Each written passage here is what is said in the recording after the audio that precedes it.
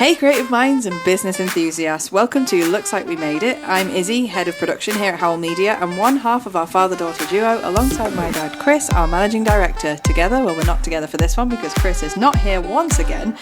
We're diving into the world of video marketing, content creation and all things creative. Each episode we share real stories, expert tips and the odd laugh along the way. This week we're answering the question, how do I authentically reinvent myself? And to help us answer that question, we're joined by the brilliant Aoife Forbes from Forbes Finishings. Let's go. Hello, Aoife. Hi, how's it going? I'm very, very good. How are you? Very well, thank you. Oh, it's lovely having you on here. I feel like I meet people through networking, through doing stuff in the local area, and we've crossed paths a few times, and I love just getting you in the hot seat so I can grill you. But yeah, and thank you so much for coming on. So really to get us started, you have quite the story, quite a few stories. Loads of and stories, yeah. There's many that I need to find a way of digging into all of them. But before we get into it, tell us a little bit about you, about what you're doing currently, and sort of what these wonderful things are on the table as well. Yeah, well, my name is Aoife, weird Irish name, Forbes. I was Riley, now I'm Forbes. And I'm from just south of Dublin. I worked in PR. Well, I went to university and did history of art, which was just what I loved doing. I just loved it. And I thought, well, I don't know what I want to do as a job, so I'll just do what I love for a few years. And loved life in university in Dublin. Worked in Dublin for a while. Everyone that I asked that I admired and looked up to said, you should work in PR, you'd be really good at PR, you should do PR. I said, I don't really know what it is, but I'll give it a go. And at that stage there was no university courses really. It was very unusual to study it. You just kind of just did it and learned on the ground, which is what I did. And then I moved over here to Newcastle and I live in Whately Bay now. That's amazing. And then so the whole premise of this podcast episode about reinventing yourself, you have been through that process. You've changed directions, you've seen all the things along the way. Mm-hmm. And Forbes Finishings, tell me about that. Like what is that? and again, I'm eyeing up these wonderful props. To anyone who's listening, there is a couple of beautifully wrapped presents which are empty. I didn't give them a shake. I walk around with empty presents all the time. Yeah. But yeah, tell me about Forbes Finishings. How did that come about, and what is it, and really what do you do? Well, as I say, I worked in PR for 25 years. About 18 months ago, I've decided to take a break. Just life was tricky, life was messy, and I just thought the best thing it's like when you're tidying your house, the best thing to do is just stop, take it all out, sit back, have a think, and start again almost, which is exactly what I did. Love that. So I just stopped.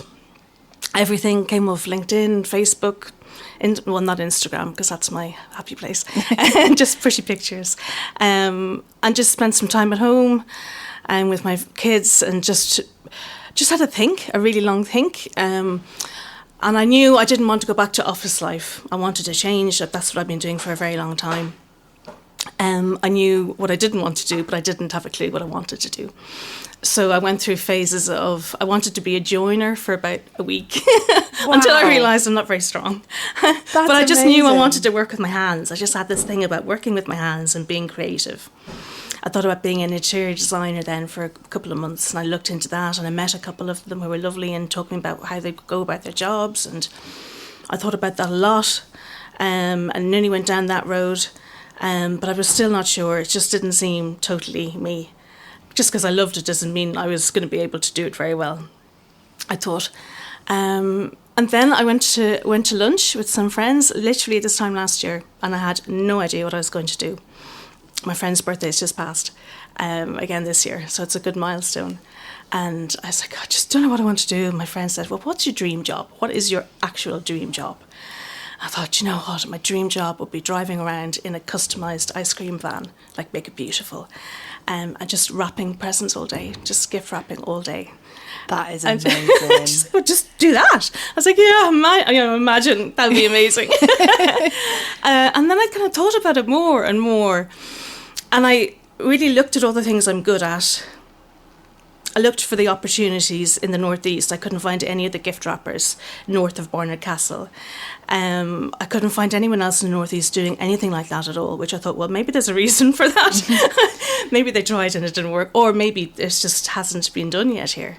I went on a professional gift wrapping course. There is such thing. Yeah, because I mean, we someone that we've worked with in the past, Louise Lewis. Yeah, she's the only other gift wrapper that I've met and engaged with, and I think and it's what her mantra basically. And when we started working with her, I remember thinking, there can't be much to this, but it's amazing. It's a treasure trove. But yes, carry on. Well, I thought I was quite good at gift wrapping. Like everyone would always ask me to wrap their presents and stuff because I just loved it. And then I went on this course and went, whoa, I didn't know half of it. It's even better than I thought. I love it so much. And I did this course with a lady called Jane Means, who's kind of the Mary Berry of gift wrapping. She's the kind of icon of gift wrapping. She presents a talent show in America and everything. It's just huge. That's amazing. And I just thought, I absolutely love this so much. And then matched that to the gap in the market and how I could work flexibly, which is really important to me. Not just because I'm a mum, for me, not just for school runs. I wanted to be able to be flexible. And I wanted to do something that I was really proud of, and I was really heartfelt. It was something I could say with real conviction. And then my friend of mine called Sarah Rad does amazing workshops and journaling sessions for people who have their own creative businesses, and I get her newsletters all the time. And this newsletter in particular said, you can just start now. Just do it. Just start now. You don't need a website. You don't need that. You just need what you're good at. And I thought, right. Yep, she's right. She's always right. I can do it. So I just started telling people I'm a gift wrapper.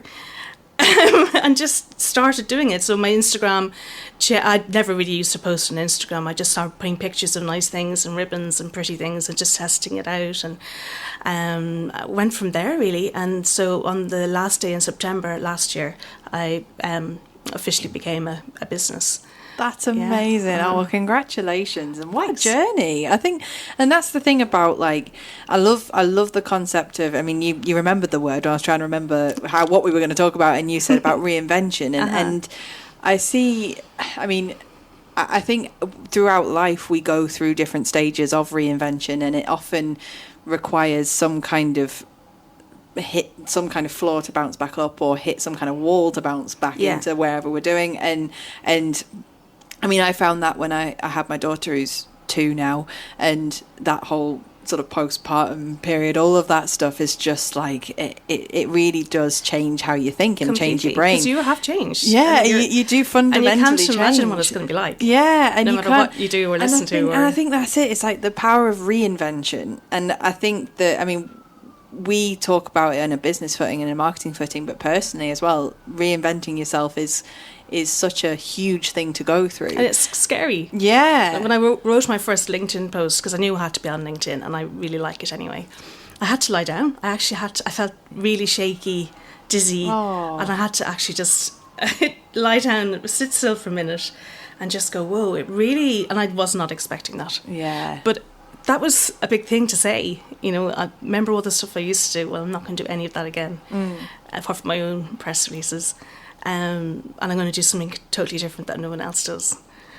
So yeah, it was scary, but exciting at the same time. Totally. And I think that's, and to go from PR to something so different. Like, I mean, I'm trying to find the link here, but there isn't really one. Really, I don't think at all. I just love it. Yeah, literally just love wrapping presents. I think, and you know what? I think in terms of a product or a service as well, it's only like joyous things that you're working with. Your presents bring happiness, so being able to provide that as a service is amazing. So I think that in itself is lovely.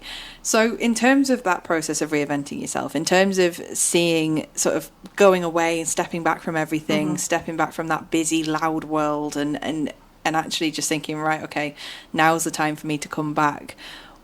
What was it how did you feel, or what was the thing that made you go, right, okay, now's the moment, now I'm going to share it right now? I think it was a mixture of not hitting rock bottom, that's not as serious as it was, but I really wasn't in a great place. I was very low, things were not going well. I think you have to get really bad to start again. I think if you're kind of okay, and you go, I can get through this job, or I can get through this situation at home, or whatever, you just keep going, which I have done for years. Because nothing is ever perfect. Nothing ever kind of goes all the same. I think you have to get to a situation where you've no choice but just stop. And my body was saying stop. I was crying all the time. I had pains in my tummy. It wasn't fun. And I don't think I had much of a choice, to be honest. I really wasn't happy. And luckily for me, I've got an amazing husband who just said, look, you just need to take some time. But after a while, a lot of telly, a lot of magazines, a lot of nice treats, and I really did what I really went for, I didn't self-care. I really did do that. And then I was like, okay, now I'm bored. What am I going to do now? I didn't want to go back to office life, like I said, so and I've kind of dabbled in my own business before, and I thought, yeah, maybe this is something I can go for, and if it doesn't work, well, not the end of the world. I love that. And I think, and particularly deciding to reappear, if you will, like reinvent yourself and reappear. What was that process like? You obviously then did your post, had a lie down, bless you, and thought, right, okay, that was it, and you've done that. And that is a big step, and it is a big step for a lot of people to be able to stand up and say, hey, this is what I do, particularly after such a long career in a particular industry. What happened after that then? So you got back up after having your lie down. What happened then? I got a really lovely response from people from years ago that I used to work with, and lots of people from school who were like, of course that's the job you should have done. Of course you should be doing gift wrapping. Of course you should be doing something creative, because they knew me, back then, kind of thing. And a lot of people have gone, well, yeah, of course you should be, yes. Really, I mean, unless one person laughed, apart from that, it's been really positive. I think people are, really supportive. The support I've had has been amazing. Brilliant. On LinkedIn, which is real life. People have been really, I think it's a good story. People are curious. And it's something, like you say, joy. It's just a happy thing. And I think there's so much serious stuff, and life can be really tricky. And I think there's nothing wrong with just embracing joy. And Mary Portas talks about the joy economy, that getting your customers just to be happy and giving something lovely, and getting a team building workshop that's around using your hands and using Beano comics to make a present for somebody. That's just fun and lovely, and everyone's smiling. And when I do these workshops, everyone's really, because I do sustainability workshops with corporates and B Corp companies. So the whole idea is that we reuse things and use like ordnance survey maps and Beano and Viz comics and that's amazing. And colouring in paper, or just brown paper when you do like dad jokes on it for Father's Day, that kind of thing. And it's just fun. Yeah. There's nothing deeper, really. But doing things with your hands is officially good for you, which I've learned now. I didn't know before. I just thought I really liked it. There's actually science behind it I didn't appreciate. And everyone chats at the beginning, and then you can see about halfway through their shoulders just drop a bit, and they're just totally engrossed in, and there's silence. And that's my favourite part, when no one's talking. Everyone's totally... getting their Beano comic straight, creased, or a little bow, what ribbon's going to match, this map kind of thing. And I just think, yeah, why, if it's an hour or something out of your day, and it shows you something you can do at home then later on, and you can wrap a gift the next time and actually enjoying it rather than going, ugh. Why not? And it's just a nice thing to do. And it doesn't have to be deeper than that, does it? It can just be about fun. And that's it. We talk a lot on this podcast about, business and being and strategy and big important things.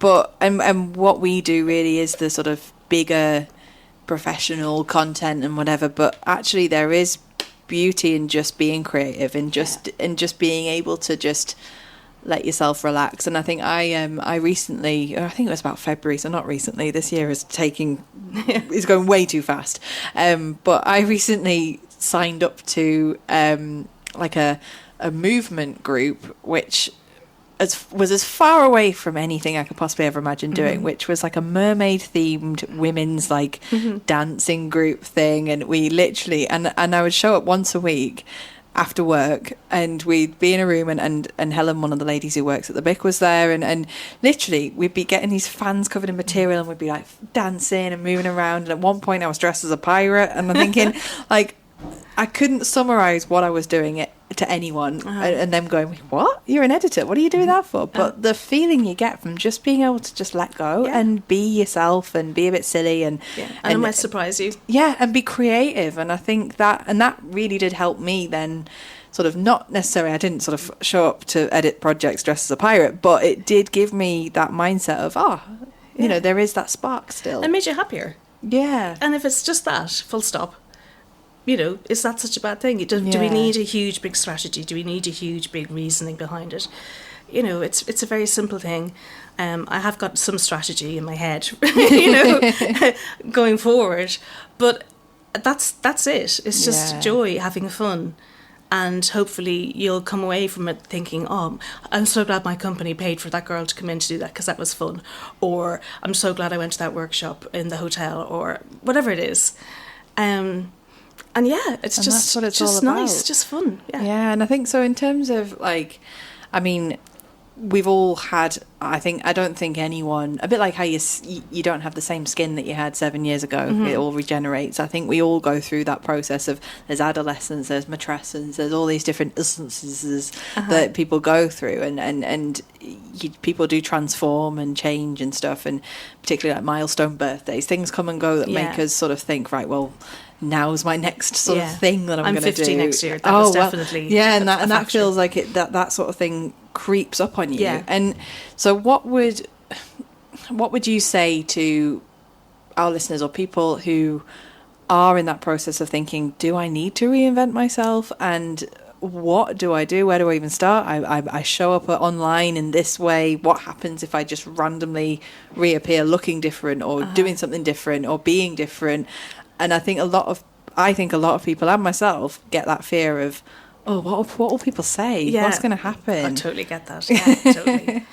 I don't know. I think I've reinvented my career, but I don't think I've reinvented myself. I think I'm still the same girl I was in school, essentially. Yeah. I know what you say about the skin and everything, but lots of has happened to me since that, and it's how I've come away with it or dealt with those situations that's kind of made me a different version. But essentially, I feel, anyway, like in school I used to collect Vogue magazines and make paper envelopes. Total loser.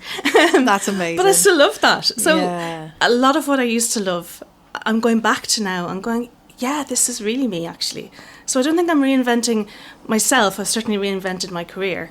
But I've gone back to the girl I actually really am, I think. And I think I'm really happy doing this.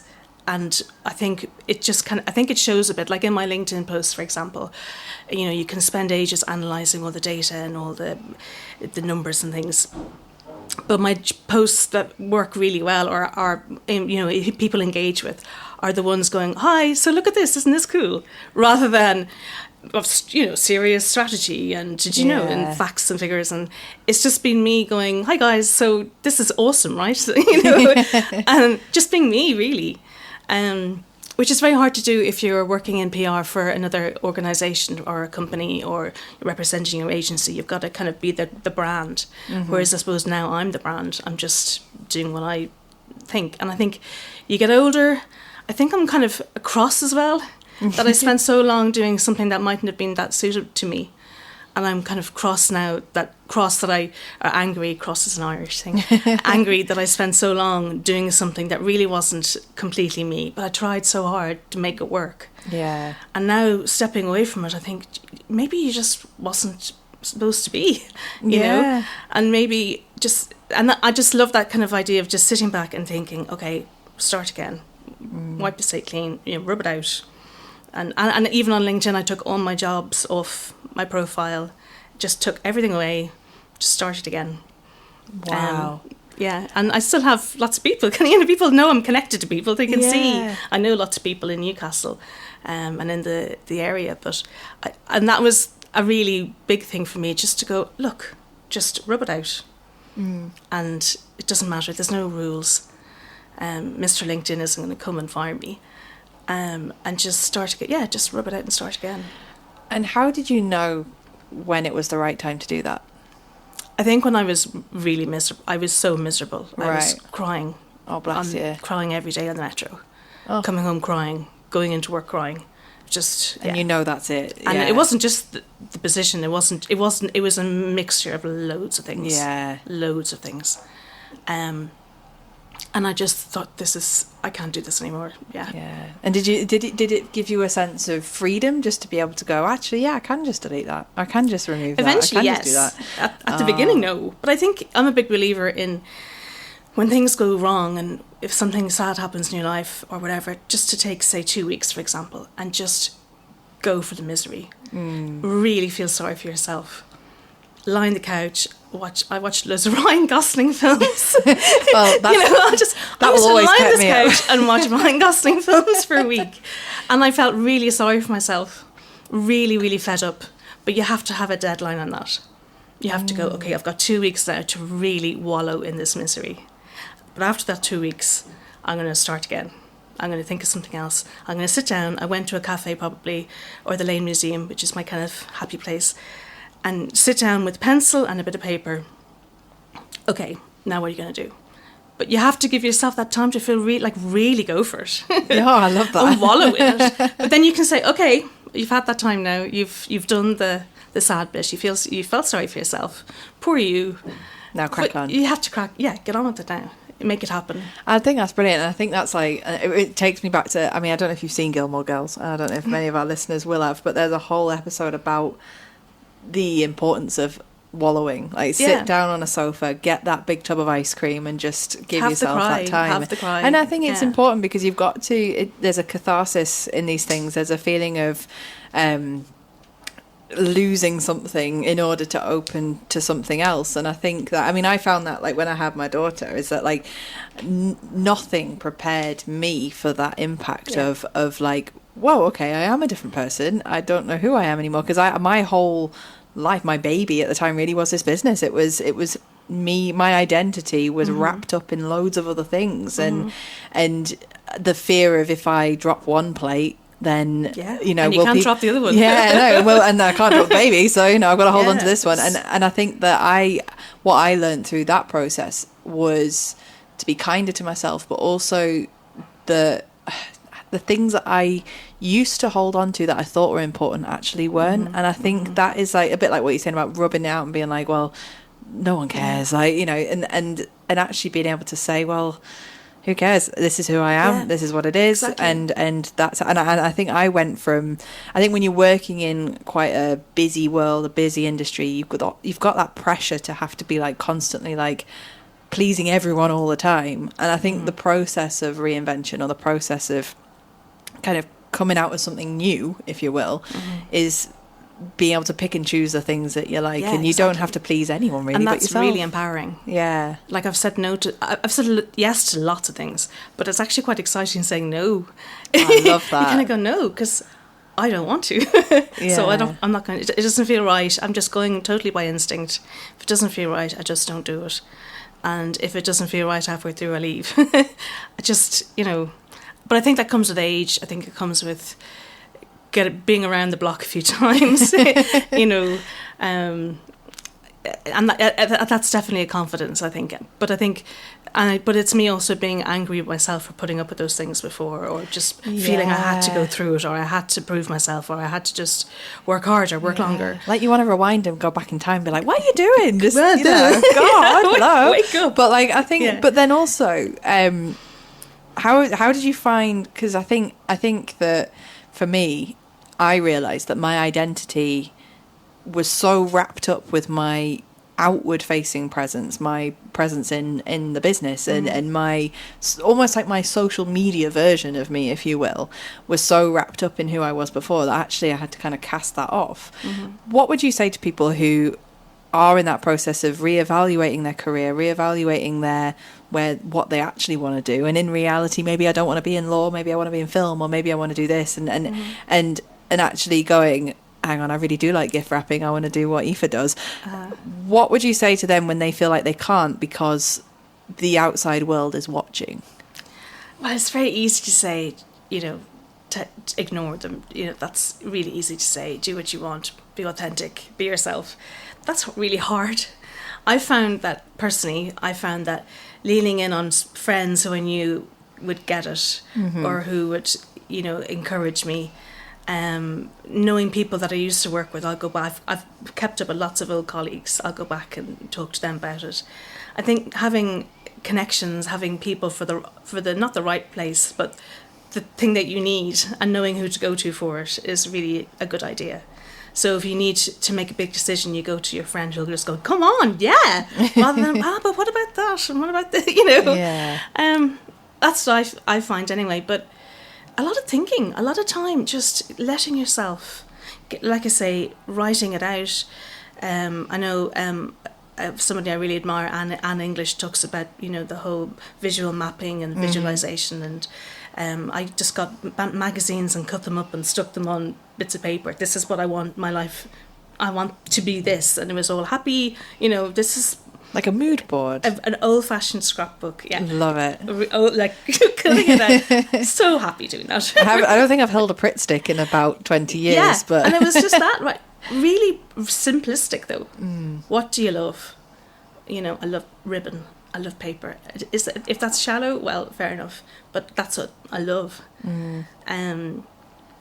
I used to collect fancy paper in school. Any other Irish girl grew up in the 80s will remember that, fancy paper collections. And I still can't use that paper. It's too good. It's too, that is amazing. Too beautiful. So I've always loved it. And I think that's something that I bet there are a lot of people out there who fall into corporate jobs, who fall into that space of, this is me now, I suppose, because this is what I've done. Easily. And then you start earning money and you've got bills to pay and you've got kids and you have to. That's what I feel I've got to keep doing this. Yeah.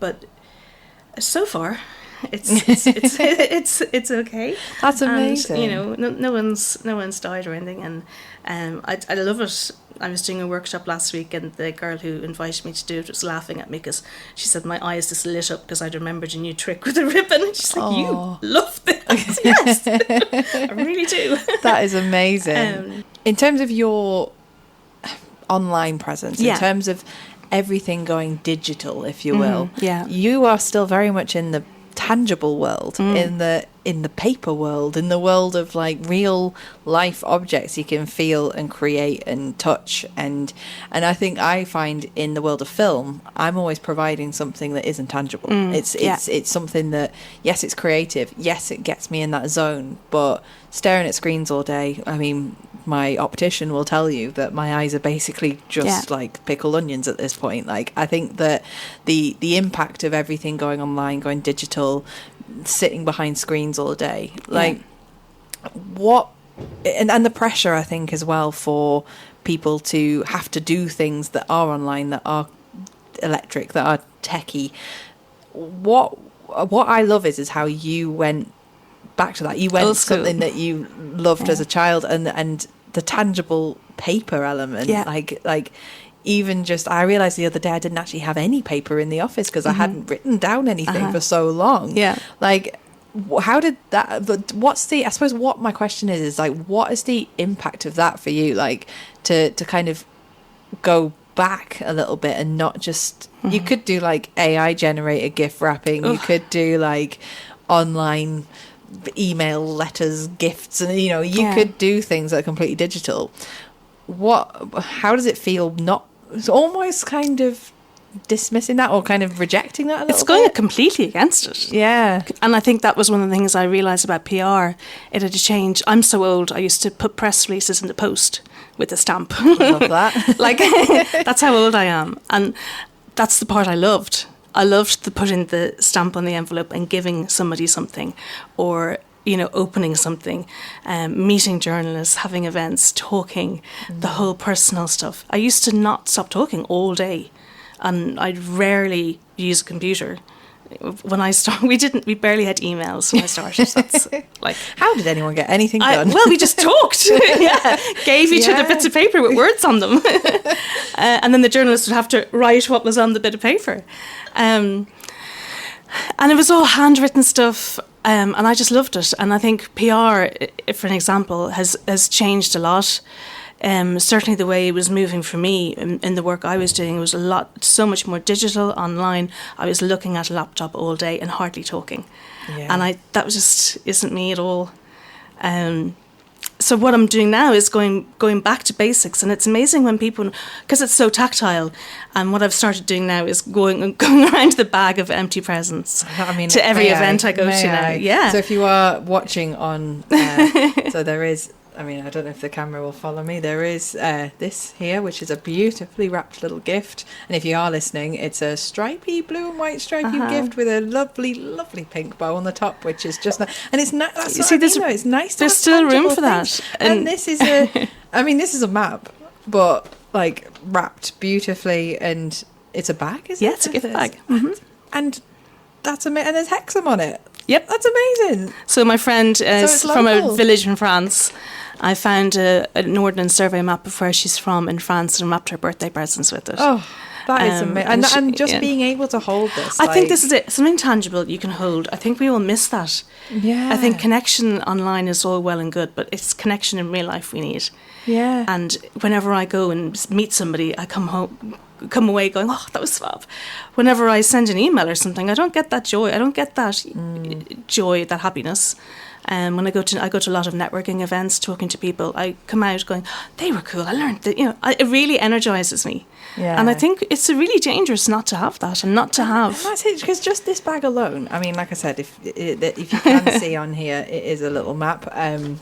But like, I'm just literally, this isn't the gift, but I'm there going, ooh, Corbridge, ooh, Hexham. Oh, look, that's near where's my house? Like, so you're totally engaged already. Yeah, and I think that in itself, and they're beautiful, and I think that there is a place for the tangible and for the... Definitely. Because I had recently, not recently, I say recently, it was probably a few years ago, I had someone post me a letter, which was like saying they liked seeing me in some kind of podcast or on some kind of, I don't know what it was, and they sent me, and they were based, I think it was the Outward Bound Trust, and they sent me a little bar of Kendal mint cake in there, and I remember thinking, right, well, I have to contact them then now. I remembered it, and I thought, ooh, okay. So while I was eating my Kendal mint cake, there I was emailing back going, thank you so much for that, and I will gladly talk to you. And that was an excellent in. So really, like, in terms of what you do and what you're offering, and that experience alone of just looking at that amazing little map is...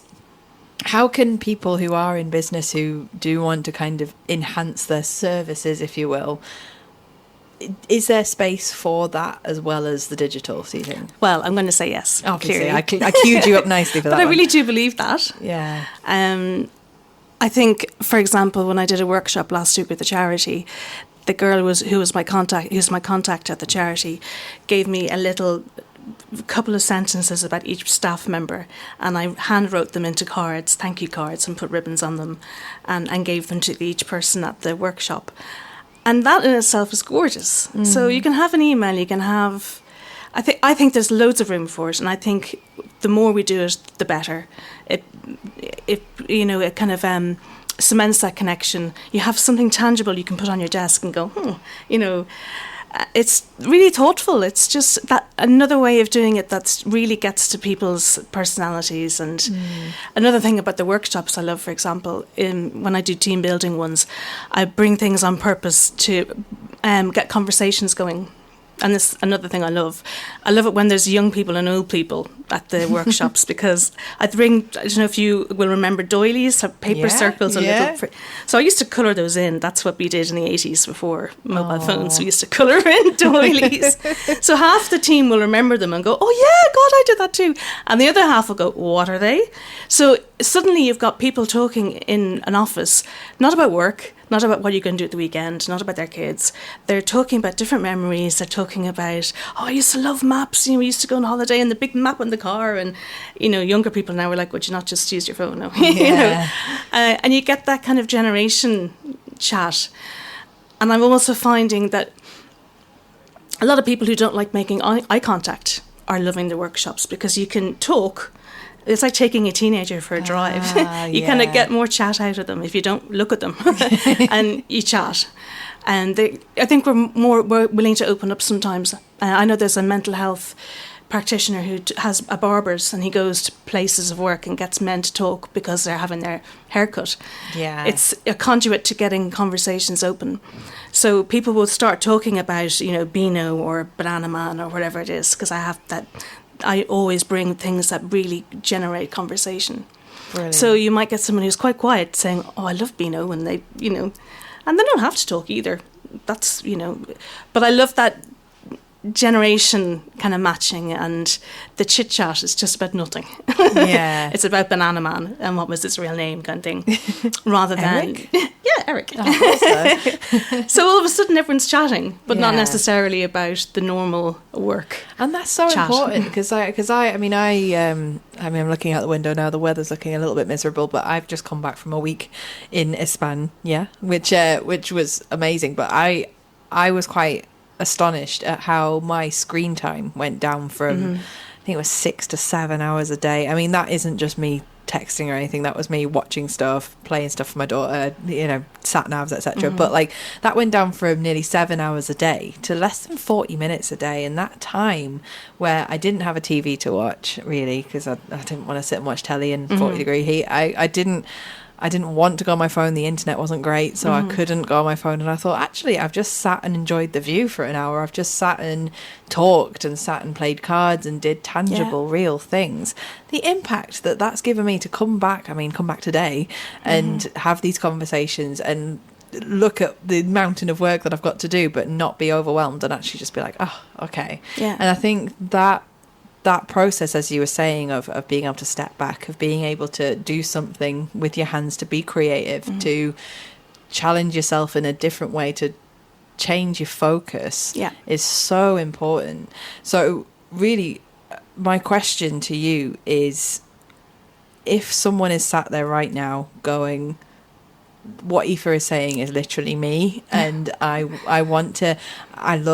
knitting, I love crocheting, I love doing this, I love gift wrapping, I love doing this, but they think, oh my god, can I make that a business? Is that a business? Is that what will happen? Oh my god, and going all the what ifs. What would you say to them?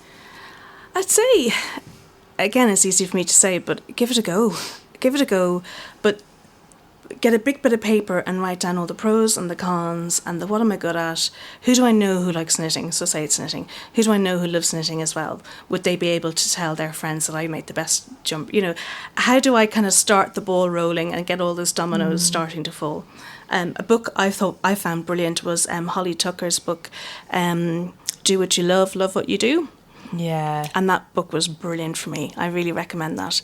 And if you don't feel excited and inspired to try your own business, then you're not going to after reading that book. Totally. It's really, really good. And she had a brilliant tip, I thought, that she says to think back to when you were in school and what were your favourite 3 subjects. If that's the person you were then, you're likely to be that person again. And mine was art, business, and public speaking. Oh, well, there you go. You've combined all 3. Yeah, that's amazing. So I think take time to map it out, to think it through, but use your friends and connections to run ideas by. And so if you like knitting, do you know someone who owns a coffee shop? Would they let you just start knitting Woolly Wednesdays is in my favourite cafe in No Fresh. So they have people who want to knit and they come together. So could you start that off in your local place? Or could you start a knitting group and work that, you know, knit and chat? Natter. How can you just start the ball rolling and get a feel for it? You might hate it, so just stop doing it. Or you might go, yeah, this is so me. Okay, how can I develop this? So maybe just I think baby steps.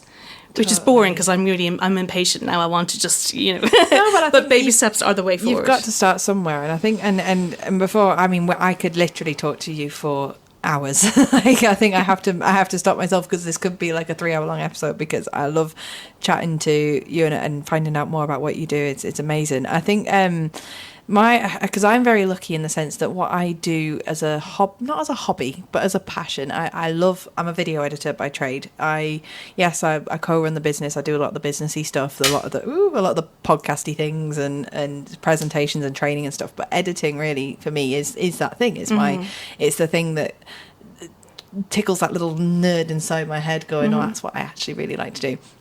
And sometimes I will get fatigued in doing what I love to do, and I have a mountain of edits stacking up, and I think, oh my God, I just need to not edit for a bit. But how do you, I guess I'm very lucky in the sense that my passion is my job, and I imagine a lot of people out there, their passion is different. So collecting paper and PR are kind of very different things. How do you find now running a business in something that you have normally reserved as a hobby? Because do you sometimes get up and go, I cannot gift wrap today? I was a bit worried. That was a few kind of people who were more cautious, like, well, you don't want to ruin the thing you love. Well, first, I love lots of other things too. You don't just gift wrap everything. It's not the only thing I enjoy doing. There are other things I do as well. And actually, at the moment, because I'm a startup, I'm actually not spending that much time gift wrapping. I'm actually spending a lot more time talking about it and meeting people and telling people and planning what I'm going to do and planning Christmas, planning next year, collaborating. I love collaborating with people, and I find that really exciting. So it's not the only part of it. Yeah, it's the best part of it, the funnest part of it. But for me, there's lots of other parts as well that I enjoy. That's amazing. So you can kind of, you're not like a Christmas elf gift wrapping 24 hours a day. No. And I'm trying very hard to make it a business that's going to last during, not just for Christmas, through the year. And that's why I've got these corporate workshops, sustainable workshops, team buildings, because I have all that corporate knowledge. And I want it to be a LinkedIn business more than a Facebook business, if that makes sense. Yeah, totally. Because you want to connect with other businesses and what you were saying before about that experience that you get as bringing departments or business people together is really really important. And it's like you're saying about your candle mint cake. I can work with businesses to give people really beautiful gifts that are really personal or thought through from the Northeast, all made here, designed here, created here, but with their wrapping paper branded and then branded ribbon, and and a handwritten note with fountain pen. And to me, people are going to, wow, this company chose to give me this. It's really gorgeous, really personal. They could have just done an email with elves dancing on the screen, but they chose to give me something I can open. Makes you feel like a celebrity, doesn't it? It's just special. There's just something really. Everyone likes getting a present. Oh, 100%. I think, I also, because now I'm an adult with a child, I don't get as many presents as my daughter. Father Christmas delivers quite a lot to her, and I also do quite like seeing other people open presents. There is that a little bit like that John Lewis ad, the first Christmas ad they did with the little boy and the present opening. It's just it's really nice. Unless it's always going to be a positive, unless someone basically doesn't like the present, which is very rare. I think everyone's a present lover, but I think, well, thank you so much for that. That was really interesting. I feel like I've come away knowing loads, and I love how you've authentically reinvented yourself, and you've come back the other side, and you've come out the other bit, and you're doing all the great stuff and networking, getting yourself out there. It's absolutely brilliant. So far, so good anyway. Exactly. And congratulations on your first year as well, because I think that's the hardest bit, and then you got to just keep it going. But where can people find you? How can they get involved? And if there is someone out there listening who wants to chat to you, how do they find you?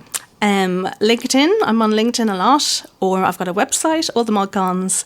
I've got a website. I'm on Instagram. All is Forbes, Aoife Forbes on LinkedIn, and then Forbes Finishings on everything else. That's amazing. And I think I'm the only one around in this side of Barnett Castle anyway. That's brilliant. And I think so to wrap up, I need to find a way of getting your platform boot story in here. But I need to find. I've got lots of. Okay. There's so many here that could apply to you, and I will cut this out, so don't worry. Right, okay, I've got examples of when I've needed to reinvent myself and how I did it, I guess. Love it. I mean, so this question is, okay, so I have my question, Okay. which is, what advice would you give your 18-year-old self? Oh my goodness. Keep the Vogue magazines. They're worth a fortune now. Yes, that's all the amazing. 90s Vogue magazines. Yes. And which I still have in my house. I think stick to your instinct. Stick to your instinct. And I think every time I've done that, it's worked out. And I think if it doesn't feel right, don't do it. Because, and I know everyone says that, don't they? But also, it's not the end of the world.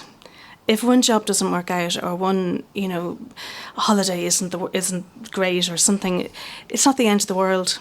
It's, you can always start again. Yeah. And nothing is, concrete. If with a bit of imagination and a bit of thinking, you can turn it around. Don't worry, it'll be grand. Oh, I love that. And I think, for me, I think it would probably be something like nothing. The line is basically the only two things you have to do in life is be born and die, basically. Everything else in between is a choice. I think for me, what I would tell my 18-year-old self is to just, it's difficult because me at 18, I just moved here, I was terrified but also figuring out, is probably just to kind of just back yourself, I think, is the biggest thing. Like, I used to be such a people pleaser, and I think I still am a little bit, but I think that's that thing of definitely getting used to just being able to shed the things that you don't need and just stick and back yourself, because it will work out. But before I do my outro, tell me your platform boost story. I have to know it. You have to. You mentioned it in your form to me, and I was like, right, okay, that is the one. So go for it. That's one of my favourite stories. Well, when I was in Dublin, and I graduated from university, I had a degree in history of art, but nothing. I did not a clue what I wanted to do. And lots of people who knew me suggested PR. My father was very keen to get me into PR. Thought, well, okay, but I've no experience, nothing. So, my dad is a very big influence on me, and I kind of took an idea of his and made it into my own. Anyway, I bought 2 pairs of really horrible plastic platform boots in a really cheap shop in Dublin. And I wrote 4 cover letters. So my maiden name was Riley. So I called my letter The Life of Riley, my CV The Life of Riley. And wrote kind of, hi, I'm brilliant, I'm amazing. I'm really good at this and this. I think you should, hire me because I think I'll be amazing at your company. And I made it really personal to the places I wanted to work in. So I've decided my favourite 4 places in Dublin I wanted to work. So at the very top of the letter, just before people opened it, stuck into the boot, it said, now that I've one foot in the door. Oh. And I stuck the letter in the boot and posted it. So 4 boots and 2 job offers. That's a 50% success rate. No experience whatsoever. So, and then when they got the boot, I just said, please meet me at least. And were they like, yeah, whoa. I was offered 2 jobs. That's amazing. Yeah. Oh, well, that is fantastic. And I think, like, did they mention it? Did they bring it back up again? When did they go, what on earth? They were like, well, it got our attention. So now that I had the foot in the door, I had to, talk and, say good stuff. Oh, yeah, because you got to follow up. But I was really keen to work with these people. So I just was blah, blah, blah, blah. And yeah. That is amazing. Did you take one of the jobs? I did. Oh, wow. I mean, did you? Because that's the thing. I was thinking you were going to say that you walked into the job interviews in platform boots and stuff, but did you get the boot back? That would be disastrous. Did you get the boot back? No, I didn't want them back though. They were pretty horrible. I think they went straight in the bin. I know the person who gave me the job put hers in the bin. That is amazing. Well, thank you so much, Aoife. And I'm so glad I found that story out, because that has absolutely made my day. And that's a wrap on this episode of Looks Like We Made It. Thanks for tuning in. Whether you're here just for the video marketing insights, the storytelling magic, or just to hear me and my dad talk shop. Just me today, but hey ho. We drop new episodes every other Tuesday, so hit that follow button and stay tuned for more tips, real life experiences, and behind the scenes stories from the world of content creation. If you want to keep the conversation going, you can find us on Instagram, LinkedIn, YouTube, and our website. Just search for Howl Media and say hi. We'd love to hear your thoughts, answer your questions, or even have you on the show just like Aoife. If you've got a great story to share or fancy joining us for a chat just like Aoife, drop us a message. We're always looking for inspiring guests just like Aoife. And until next time, keep creating, keep storytelling, and remember, every great piece of content starts with an idea, and we'll see you in 2 weeks. Bye for now.